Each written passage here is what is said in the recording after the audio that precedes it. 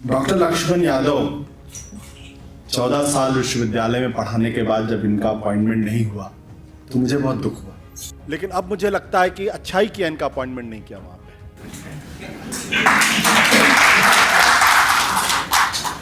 क्योंकि अगर वो विश्वविद्यालय में रहते तो विश्वविद्यालय की चार दीवारी में सिमट के रह जाते। कुछ छात्रों को पढ़ाते, कुछ छात्र उनसे प्रेरणा लेते, लेकिन अब तो पूरा हिंदुस्तान इनका विश्वविद्यालय हो गया है।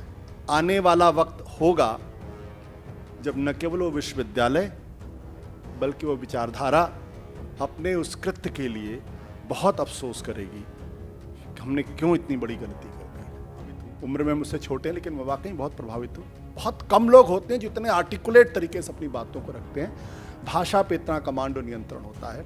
और जब मैंने इनकी पहली किताब पढ़ी, प्रोफेसर की एक डायरी, जिसके पता नहीं कितने एडिशन हो चुके हैं, मेरे ख्याल से 9 एडिशन हो चुके हैं, और 15 दिन के अंदर नया एडिशन आ जाया करता। मैं भी बड़ा चमत्कृत था कि मैंने भी कई किताबें लिखी, मेरे तो कोई एडिशंस निकलते नहीं, इनके कैसे निकल जाते हैं। और उसके बाद जब ये किताब आई तो मैंने इसको बहुत ध्यान से पढ़ा। मुझे समझ में आया कि दरअसल ये जो जाति का विमर्श है और जनगणना को लेकर ये एक बहुत बड़ा तबका क्यों इतना परेशान है, क्यों उसको तकलीफ हो रही है। ये किताब जो है ये उस अन्याय के खिलाफ एक प्रतिकार है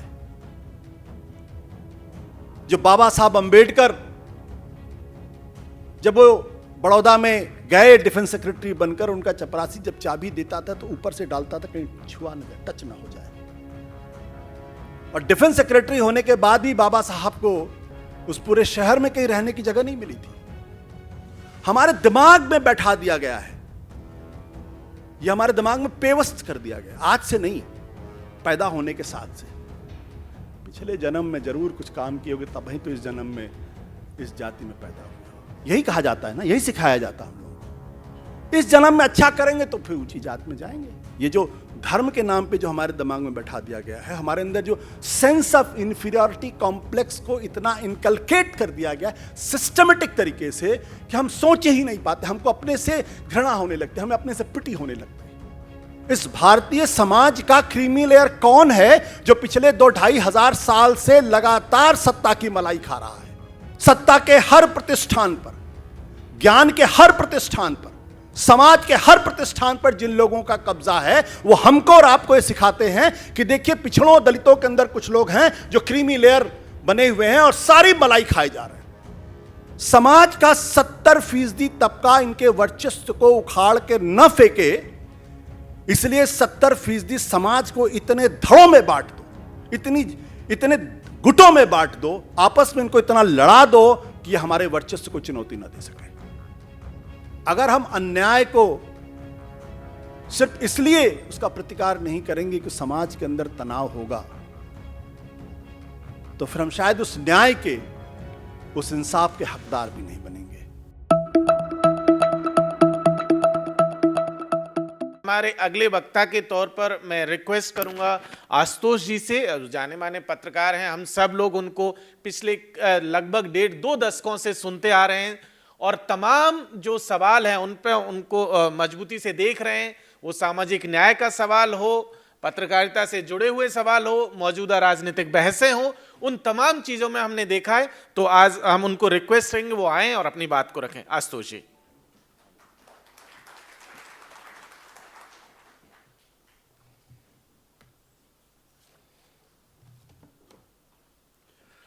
नमस्कार, बहुत बहुत शुक्रिया आप लोगों का हमें यहाँ बुलाने के लिए। डॉक्टर लक्ष्मण यादव 14 साल विश्वविद्यालय में पढ़ाने के बाद जब इनका अपॉइंटमेंट नहीं हुआ तो मुझे बहुत दुख हुआ। और मुझे लगा कि हिंदुस्तान का एक विश्वविद्यालय, एकेडमिया जो है, एक बहुत ही प्रखर अध्यापक से वंचित रह गया। लेकिन अब मुझे लगता है कि अच्छा ही किया इनका अपॉइंटमेंट नहीं किया वहां पे।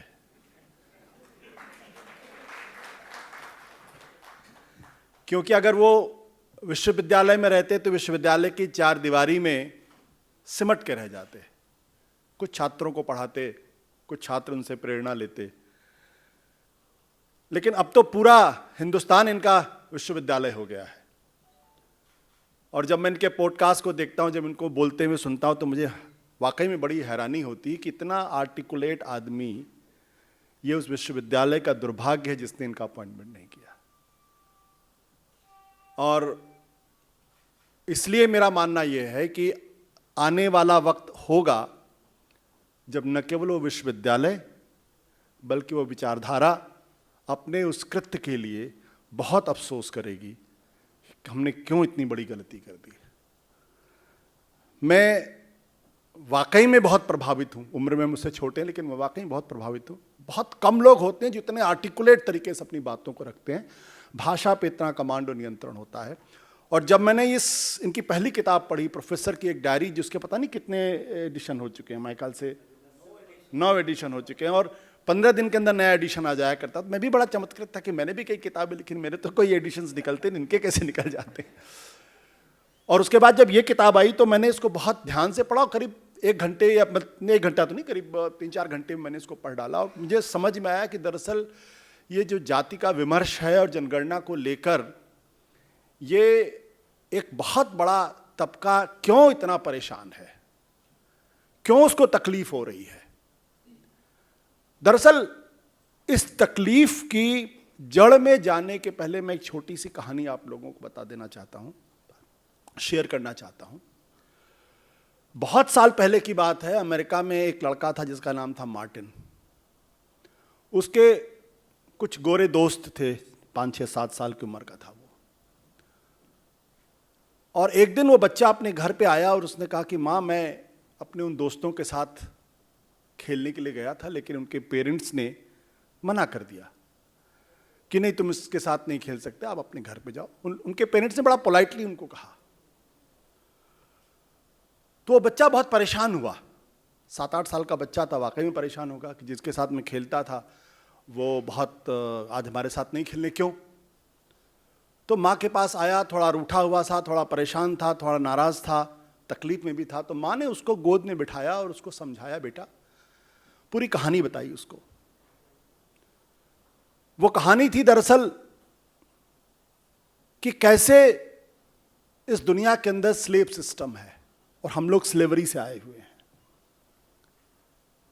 और फिर अंत में उनकी मां ने कहा, बेटा, you are as good as anyone, तुम वैसे ही हो जैसे बाकी के लोग हैं। तो अपने आप को इस कुंठा में मत रखो कि तुम उनसे अलग हो या तुम उनसे कमतर हो। और यही बच्चा जब थोड़ा बड़ा हुआ तो उसको जूते खरीदने थे। उसके पिता बहुत मेहनतकश थे लेकिन बहुत पैसा उनके पास नहीं था। तो उनके पिताजी ने कहा कि चलो बेटा, मैं तुमको जूते खरीदवा देता हूं। मार्केट में गए एक स्टोर में, और स्टोर में गए तो जो फ्रंट सीट थी वहीं पे वो बैठ गए, जूता देखने लगे। तो उस स्टोर का जो मैनेजर था वो आया और उसने कहा कि नहीं, आप पीछे जाके बैठिए। तो उसके पिताजी बहुत नाराज हुए और उन्होंने कहा, I don't care how long I have to live with the system, I will not accept this system. और वो उठ के चले आए, उन्होंने जूता नहीं खरीदा। उस बालक का नाम था मार्टिन लूथर किंग जूनियर। और जो लड़ाई बचपन में जो उसकी मां ने उसको समझाया था और बाप ने जो उसको समझाया था, उस लड़ाई को उसने लड़ा। और लड़ने के बाद उसने मॉन्टगोमरी, जहां पे एज ए पेस्टर उनका अपॉइंटमेंट हुआ था, एक नया इतिहास रचा बस सेग्रीगेशन के खिलाफ। और उस लड़ाई को जीतने की जो पूरी कोशिश थी, जो तजवीज़ थी, हम सब लोगों को जान के बड़ी हैरानी होगी कि जिस शख्स को आज हिंदुस्तान की राजनीति में, हिंदुस्तान के समाज में पूरी तरीके से बेदखल करने की कोशिश है, उसका नाम है महात्मा गांधी। और मार्टिन लूथर किंग ने अहिंसा का, महात्मा गांधी के सत्याग्रह के टेक्निक का जो एक्सपेरिमेंट किया, वो अद्भुत एक्सपेरिमेंट था। 1 साल तक जब रोजा पार्क्स, हाँ सॉरी, जब वो बस में बैठी, क्योंकि अगली सीट पर तो उनको हटाया गया, हटाने की बात हुई तो उन्होंने हटने से मना कर दिया और उनको अरेस्ट कर लिया गया। उसके विरोध में वहाँ पे मोंटगोमरी में वो जो आंदोलन चला वो 1 साल तक चला, और जितने ब्लैक्स थे उन्होंने तय किया था कि जब तक ये नियम खत्म नहीं होगा तब तक वो बस का उपयोग नहीं करेंगे। और वो जो अद्भुत लड़ाई थी 1 साल की, अंत में उनकी विजय हुई उस लड़ाई में। तो कहने का आशय सिर्फ इतना सा है कि ये जो श्रेष्ठता का बोध है, दरअसल ये श्रेष्ठता का बोध ही पूरी दुनिया को एक ऐसे अंधकार की तरफ लेके जा रहा है जो चाहे अमेरिका हो और चाहे हिंदुस्तान हो। अभी डॉक्टर लक्ष्मण ने जो बात कही कि एक नैरेटिव चलाया जा रहा है, और नैरेटिव क्या है कि ये अंग्रेज आए तब जातिवाद शुरू हुआ, नहीं तो हमारे यहां तो जाति था ही नहीं कभी। और मैं आपको दावे के साथ कह सकता हूं, मैं गारंटी के साथ कह सकता हूं, इन लोगों के नैरेटिव मेकिंग में इतनी ताकत है कि ये एक दिन ये भी साबित कर देंगे कि सूरज पूरब में नहीं उगता, पश्चिम में उगता है। इतनी ताकत है इनके नैरेटिव। एक झूठ को इतनी बार बोलो कि झूठ को भी लगे कि यही सच है। तो सबसे बड़ा खतरा हमें इसी बात को लेकर यह है कि जब जाति जनगणना का प्रश्न खड़ा होता है तो पहली चीज आती है कि हिंदुओं को दरअसल डिवाइड करने की कोशिश है, इस देश को बर्बाद करने की कोशिश है। इससे बड़ा झूठ कुछ नहीं हो सकता, क्योंकि ये जो पूरी विचारधारा है, ये विचारधारा दरअसल उस पुराने वर्चस्व को नए सिरे से स्थापित करने की एक कोशिश है जो हजारों साल से चल रही है, जिसमें एक तबके के खिलाफ एक हजारों साल से अन्याय और इनजस्टिस लगातार हो रहा है।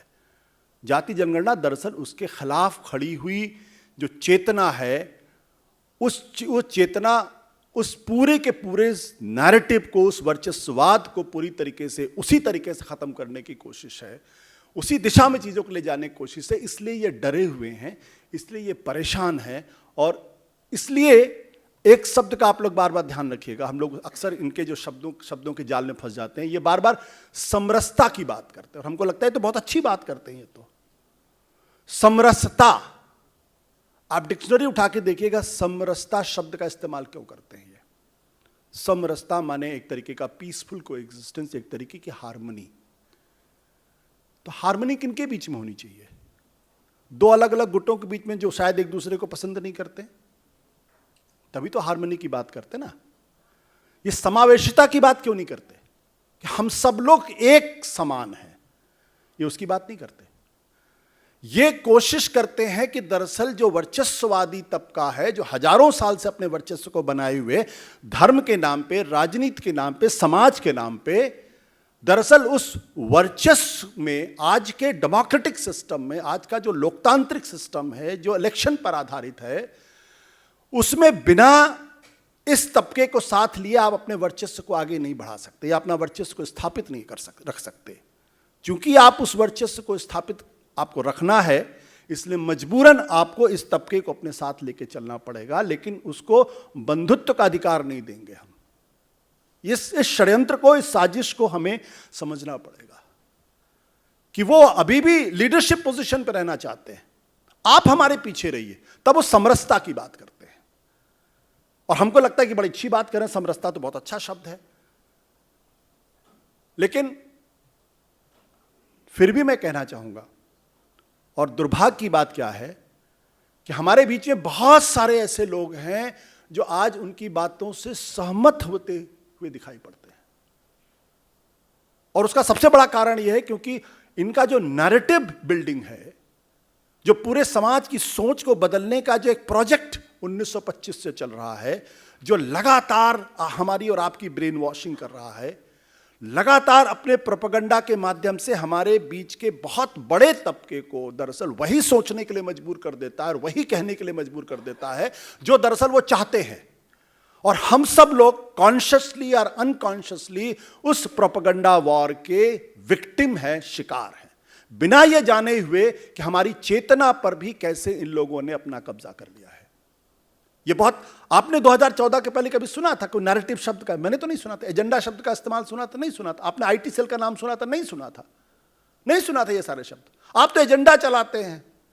अरे योगेंद्र जी तो आंदोलन जीवी हैं। मतलब आंदोलन करना इस देश में अपराध हो गया। सोचिए, अगर आंदोलन नहीं है तो लोकतंत्र नहीं है। अगर आंदोलन नहीं है तो लोकतंत्र ही नहीं है। लेकिन आपने एक आंदोलन शब्द, जीवी शब्द गढ़ के आपने उस पूरे के पूरे लोकतांत्रिक चेतना को बर्बाद करने को, डिस्क्रेडिट करने के लिए कोशिश कर दी। अरे तो आंदोलन जीवी है। इस षड्यंत्र को समझना पड़ेगा हमें। और यह षड्यंत्र आज का नहीं है, यह हजारों साल पुराना षड्यंत्र है। हमें सुप्रीम कोर्ट का वो ऑर्डर भी याद आ जाता है जो 1992-93 में दिया गया था। और हम उस समाज के को अपना दुश्मन मानकर उनसे अलग अपनी अपनी राजनीतिक पार्टियां बनाने लगते हैं, अपना अपना अलग नैरेटिव बनाने लगते हैं। यह है अपने वर्चस्ववाद को स्थापित किए रहने की एक क्रीमी योजना।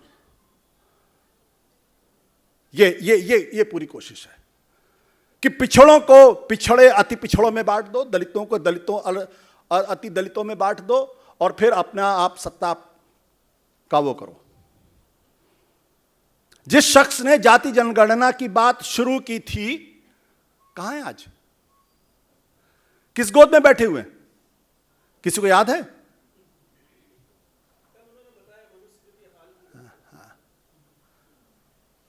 किसी को याद है वो कहां है? ये जो छोटी छोटी जातियां जो खड़ी की गई हैं, एक एक सांसदों की पार्टी, ये किसकी उपज है? ये दरअसल उस वर्चस्ववाद को बनाए रखने के षड्यंत्र की उपज है। और यह कारण नहीं है कि जब मार्टिन लूथर किंग ने 1954-55 में जब मॉन्टेगोमरी का वो बस सेग्रीगेशन के खिलाफ जब आंदोलन शुरू किया था, तो उन्होंने पूरी एक थीसिस लिखी थी, अपनी किताब में उसका जिक्र किया था, जिस किताब का नाम देखिए है stride towards freedom, the Montgomery story. उस किताब में जो पहली चीज उन्होंने लिखी है वो क्या है? उन्होंने कहा है, there was an appalling lack of unity among the leaders, each loggerheads with each other. आपको याद है ना, दलित पिछड़ों की कितनी पार्टियां इस देश के अंदर, गिन सकते हैं क्या आप लोग? अगर गिन सकते हो तो बता दीजिए मुझे। There was an appalling lack of unity among the leaders, each loggerheads with each other. एक रिपब्लिकन पार्टी बनी थी महाराष्ट्र के अंदर। आज कितनी रिपब्लिकन पार्टी है? उनके एक मेंबर को आप कैबिनेट में रख लेते, क्यों? उत्तर प्रदेश के अंदर एक नया दल बना हुआ है, उसके एक या दो मेंबर कैबिनेट रैंक मिला हुआ है, क्यों? ताकि एकजुट ना हो पाए, इकट्ठा ना हो पाए। और मार्टिन लूथर किंग ने दूसरी बात कही थी, और मुझे लगता है कि इस पर हम सब लोगों को चिंता करनी चाहिए, इस पर चर्चा करनी चाहिए। उन्होंने कहा था, और मैं बार बार इसका उदाहरण दे रहा हूं, जब मैं इस किताब को पढ़ रहा था तो मुझे लगा ये सारी चीजें तो हिंदुस्तान के अंदर मौजूद हैं। और हिंदुस्तान के जो 70% आबादी है, जो दलितों पिछड़ों की जो आबादी है, जो आजादी के बाद जिसमें चेतना का एक नया प्रस्फुटन हुआ है, जो अपने हक की लड़ाई लड़ रहा है, कैसे उसके अंदर एक बहुत बड़ा आंदोलन अभी तक क्रिएट नहीं हो पाया? तो मैंने पहले बोला है, आपस में झगड़िए, आपस में झगड़ा रहे हैं आपको, फिर कह रहे हैं crippled by the indifference of the educated group. इस तबके का जो पढ़ा लिखा तबका है, जो समझदार तबका है, जो वाकई में इस समाज के लिए लड़ सकता है, उसमें एक इंडिफरेंस है। अगर मैं गलत कह रहा हूं तो बताइए, अगर मार्टिन लूथर किंग गलत हो बताइए। कितने पढ़े लिखे तबके हमारे समाज के दलितों पिछड़ों के बीच में हैं जिनके अंदर एक इंडिफरेंस है? और तीसरी बात जो उन्होंने कही, the passivity of the majority of the uneducated. जो ज्यादा पढ़े लिखे नहीं है वो पैसिव है। ये, और साथ ही साथ हो सकता है इसका एक बड़ा कारण यह भी हो, जो बाद में मार्टिन लूथर किंग कहते हैं, the corroding source of inferiority, the lack of self respect. इसलिए अद्भुत समानता है। जब आप नारायणा गुरु को जब आप पढ़ते हैं और मार्टिन लूथर किंग को पढ़ते हैं, तो दोनों एक ही बात कहते हैं। क्या कहते हैं वो? Education is liberation. शिक्षा ही एक तरीके की जिसे कहते हैं मुक्ति है। लेकिन शिक्षा वो नहीं जो हमारा पढ़ा लिखा तबका जो बिल्कुल इंडिफरेंस पैदा कर रहा, नहीं वो नहीं। शिक्षा वो जो डॉक्टर लक्ष्मण यादव आपको बता रहे हैं। और वैसे भी पढ़ना लिखना जरूरी है। हम इन सब चीजों को लेकर शायद इतने इंडिफरेंट होंगे कि हमें फर्क ही नहीं पड़ता। 1927 बाबा साहब आंदोलन का महाद आंदोलन क्या है आप सोच सकते हैं? जिस जलाशय से जानवर को पानी पीने की इजाजत थी वहां इंसान नहीं पानी पी सकता था और हमारा खून नहीं खोलता।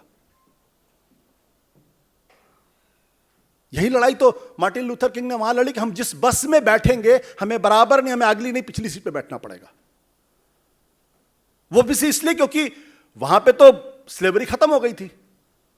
अब्राहम लिंकन जो सिविल वॉर के बाद से जो दक्षिण तबका था लेकिन वहां पे कॉन्स्टिट्यूशनली एक ले आया सेपरेट बट इक्वल, तो संवैधानिक तौर पर व्यवस्था कर दी गई थी लेकिन उसका प्रतिकार हुआ। तो ये जो पूरी कहानी है, इनको लगता है कि जाति जनगणना से प्रॉब्लम क्या होगी। और मैं एक चीज, क्योंकि मैं योगेन जी को बाकी लोगों को मैं सुनने के लिए दरअसल आया था, मेरा तो ये विषय भी नहीं है जिस तरीके से मेरी उतनी शायद समझ भी नहीं इस विषय में, लेकिन एक कहानी याद करके जाइएगा आप लोग। कहानी यह है कि जब मॉन्टगोमरी का ये किस्सा शुरू हुआ तो मार्टिन लूथर किंग के एक वाइट दोस्त ने उनसे कहा, over the years we have had such peaceful harmonious race relationship here.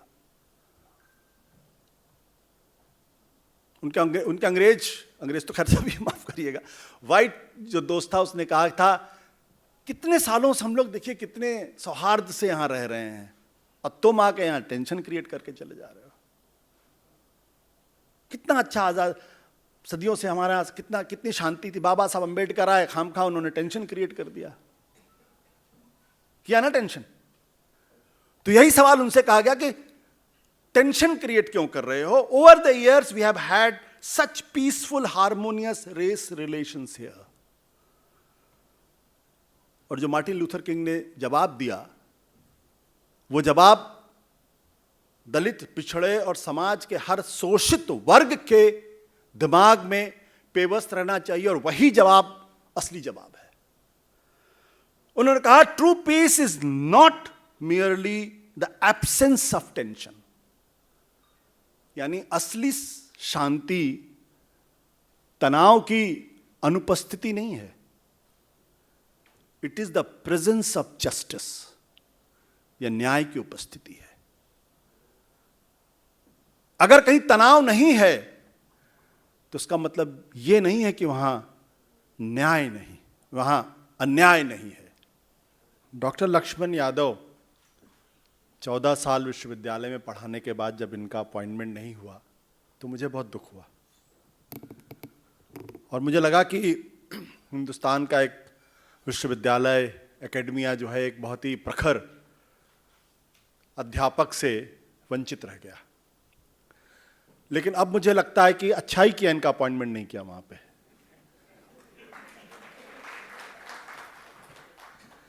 क्योंकि अगर वो विश्वविद्यालय में रहते तो विश्वविद्यालय की चार दीवारी में सिमट के रह जाते।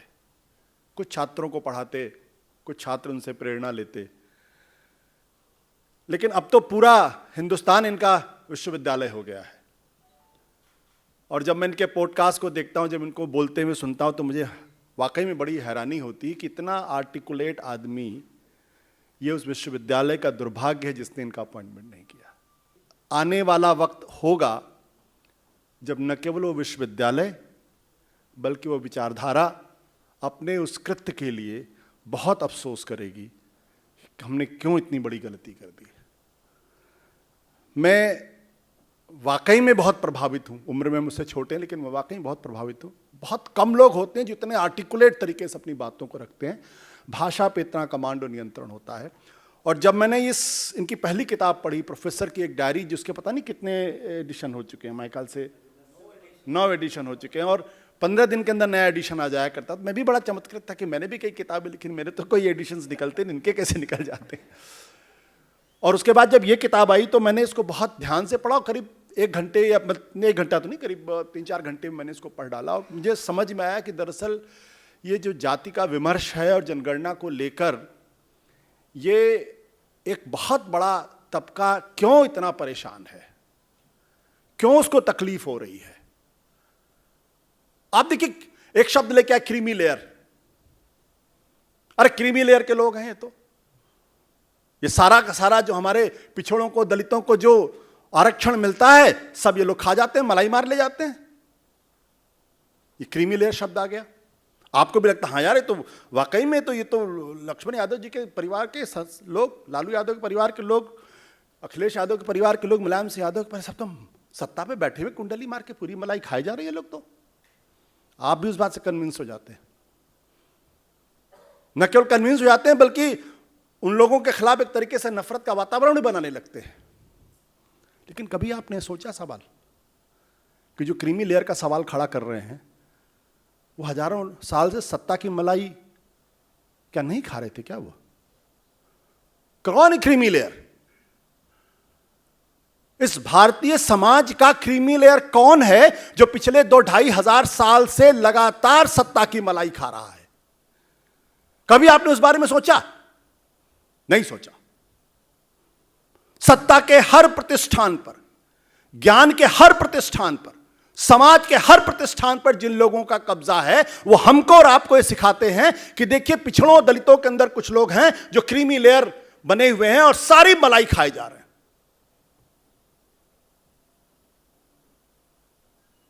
सवाल हम नहीं सोचते। समाज का 70% तबका इनके वर्चस्व को उखाड़ के न फेंके, इसलिए 70% समाज को इतने धड़ों में बांट दो, इतने गुटों में बांट दो, आपस में इनको इतना लड़ा दो कि हमारे वर्चस्व को चुनौती ना दे सके। यह बात मार्टिन लूथर किंग ने अमेरिका के संदर्भ में कही थी, ब्लैक मूवमेंट के संदर्भ में कही थी। हमारे दिमाग में बैठा दिया गया है, यह हमारे दिमाग में पेवस्त कर दिया गया, आज से नहीं, पैदा होने के साथ से। पिछले जन्म में जरूर कुछ काम किए होगे, तब ही तो इस जन्म में इस जाति में पैदा हुए हो। यही कहा जाता है ना, यही सिखाया जाता है हम लोगों को। इस जन्म में अच्छा करेंगे तो फिर ऊंची जात में जाएंगे। ये जो धर्म के नाम पे जो हमारे दिमाग में बैठा दिया गया है, हमारे अंदर जो सेंस ऑफ इंफीरियरिटी कॉम्प्लेक्स को इतना इनकलकेट कर दिया गया सिस्टमेटिक तरीके से कि हम सोच ही नहीं पाते, हमको अपने से घृणा होने लगती है, हमें अपने से पिटी होने लगता है। वाइकोम सत्याग्रह जो नारायण गुरु और पेरियार ने लॉन्च किया था, जिसपे गांधी जी की सहमति थी, गांधी जी के टेक्निक का इस्तेमाल हुआ था उसमें, वो क्या था? शिव के मंदिर के इर्द गिर्द जाने वाली जितनी गलियां हैं, उसमें से दलित पिछड़े नहीं चल सकते थे और हमारा खून नहीं खौलता। यह किताब जो है, यह उस अन्याय के खिलाफ एक प्रतिकार है जो बाबा साहब अंबेडकर जब वो बड़ौदा में गए डिफेंस सेक्रेटरी बनकर, उनका चपरासी जब चाबी देता था तो ऊपर से डालता था कहीं छुआ न जाए, टच ना हो जाए। और डिफेंस सेक्रेटरी होने के बाद भी बाबा साहब को उस पूरे शहर में कहीं रहने की जगह नहीं मिली थी। शहर के बाहर एक जगह पे अपना नाम और अपना परिचय छुपा के वहां रहना पड़ा था। और तब भी लोगों को पता चल गया। तो 15 दिन के बाद बाबा साहब अंबेडकर जब अपने कार्यालय से अपने घर पहुंचे तो उन्होंने देखा पूरा घर तहस नहस था। बाबा साहब अंबेडकर अपने घर के बाहर पूरी रात बैठ के रोए थे और तब उन्होंने कहा था, यह ह्यूमिलिएशन बर्दाश्त नहीं है। अगर हम अन्याय को सिर्फ इसलिए उसका प्रतिकार नहीं करेंगे कि समाज के अंदर तनाव होगा, तो फिर हम शायद उस न्याय के, उस इंसाफ के हकदार भी नहीं बनेंगे। अगर हम अन्याय को सिर्फ इसलिए उसका प्रतिकार नहीं करेंगे कि समाज के अंदर तनाव होगा, तो फिर हम शायद उस न्याय के, उस इंसाफ के हकदार भी नहीं बनेंगे। बहुत बहुत शुक्रिया, धन्यवाद, नमस्कार।